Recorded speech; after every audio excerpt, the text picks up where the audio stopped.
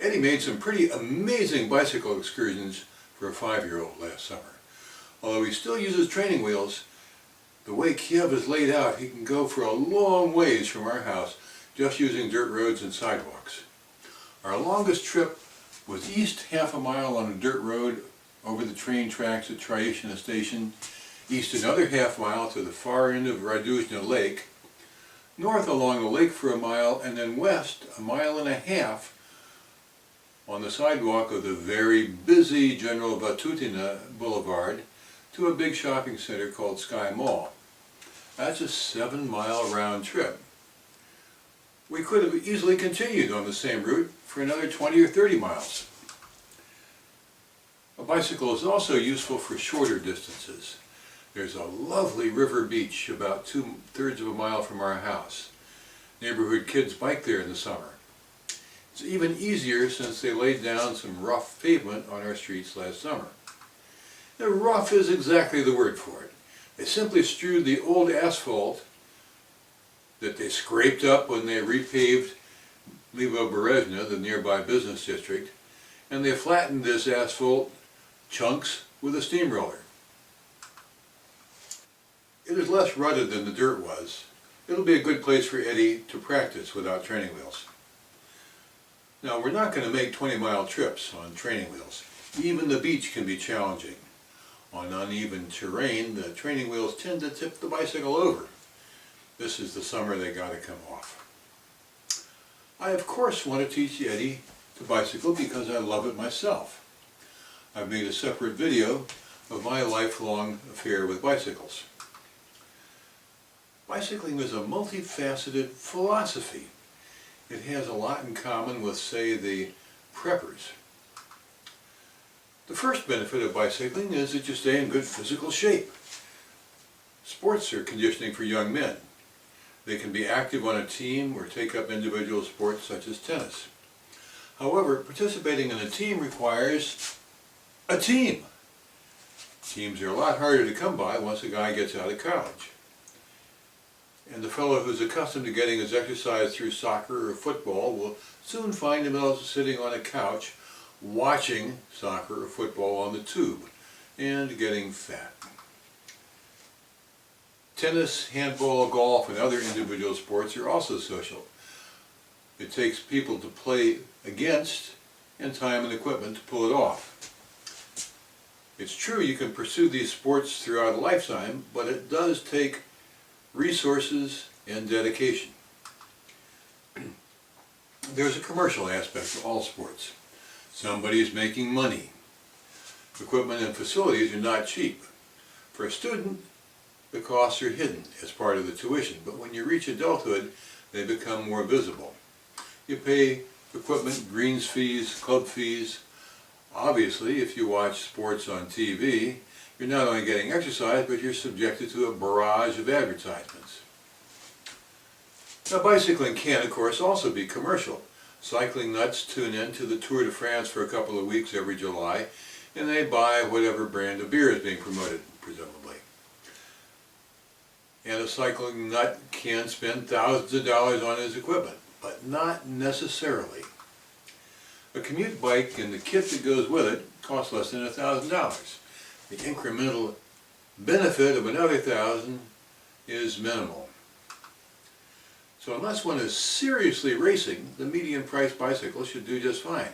It's even better in that bicycle thieves recognize quality when they see it, and lack of quality likewise. A medium-priced Chinese bicycle isn't that much of a temptation. Bicycle commuting is a solo activity. It doesn't require coordination with anybody. You go out the door, get on your bike, and you go. The major logistical question is how to clean up and change clothes when you get there. I can testify from my own experience that even 40 years ago, cleaning up and changing was never an insuperable problem. You arrive at work with your lungs full of fresh air, pumped and ready to be productive. A bicycle commuter can get angry at other drivers. They do stupid things, like honk at you when they're 10 feet behind you, on the assumption you can't hear that lumbering behemoth that they drive and have no concern for your own life. Believe me, drivers, we are acutely aware that you are there. Please simply keep your distance. And don't annoy us. Bikers do have a way of getting even. Bicycles and cars move at different speeds. When traffic is flowing, cars are faster. When they're not, frequently enough in rush hour, the bicycle has the advantage. Whatever the situation, the two usually do not travel in sync for long enough to engender real road rage. I encountered only one incident in my 40 years as a bike commuter, and I was the driver. I did a U-turn on Wisconsin Avenue, failing to see an oncoming bicycle. He had time enough to brake safely, and I avoided hitting him. But he yelled at me and grabbed his heavy bike lock, intent on damaging my Mercedes. He did not appear in the mood for an apology, so I scooted out of there as quickly as I could. A bicycle commuter arrives at work with his blood pumping, ready to work. Drivers arrive with little more than ineffectual road rage. A bicyclist has another advantage. He's getting his exercise during his commute time. It'd be totally silly to ride 10 miles to work and then spend time and money to go to a sports club just to attempt to stay in shape. Actually, in terms of elapsed time, it doesn't take the bicycle commuter that much longer anyhow. My longest route, 17 miles, took just over an hour by bike. On a good day, it would still take 35 to 40 minutes by car. The American Automobile Association computes the cost of operating a car to be somewhere between $3,000 and $5,000 a year for gasoline, maintenance, insurance, and depreciation.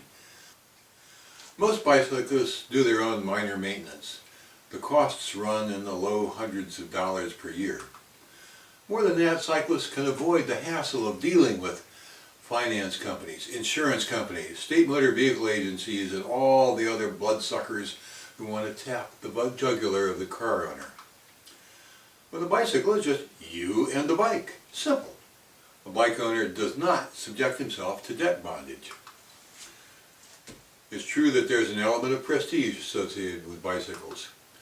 Most of it comes from simply being a cyclist. That weird dude who doesn't jostle with everybody else fighting for a parking place in the smelly parking garage, and whom we see changing clothes in the men's room before and after work. Although bicycle aficionados do size up each other's Tour de France machines, a commute bicycle is not supposed to be anything fancy. In fact, if you have a $4,000 road bicycle, you are well advised not to subject it to the vagaries of commuting. The car owner is subjected to all sorts of governmental controls. He must have a driver's license, his vehicle has to be registered, he has to pay license and registration fees and parking fees and all sorts of stuff. He has no anonymity. And the police set up speed cameras for the purpose of generating revenue. Any place it's safe to drive 40 miles an hour in a 25-mile-an-hour zone, you can be fairly sure that the cops will put a camera there waiting to photograph your car.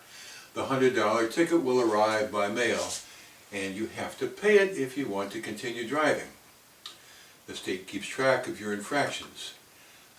Beyond a certain limit, they will take away your driver's license, causing you a lot of embarrassment and inconvenience, and rendering your car useless. But they can't really take away a bicycle. And a bicyclist doesn't need a license. As a practical matter, most bicycle commuters do own cars. However, their exposure to the nanny state is in proportion to the percentage of time they actually use them.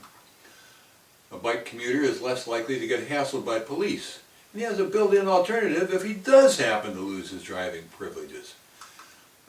Optical recognition technology has advanced to the point that the state can keep track of the movements of every car by reading its license plate. They claim they need this in order to keep tabs on terrorists and subversives. All the evidence is that they do a lousy job of that. But if they want to blackmail you for driving across a straight line for a tryst with your inamorata, they can certainly do that. Ask former presidential aspirant Eliot Spitzer. The laws have expanded at such a pace that every citizen daily violates one or another. We're all guilty.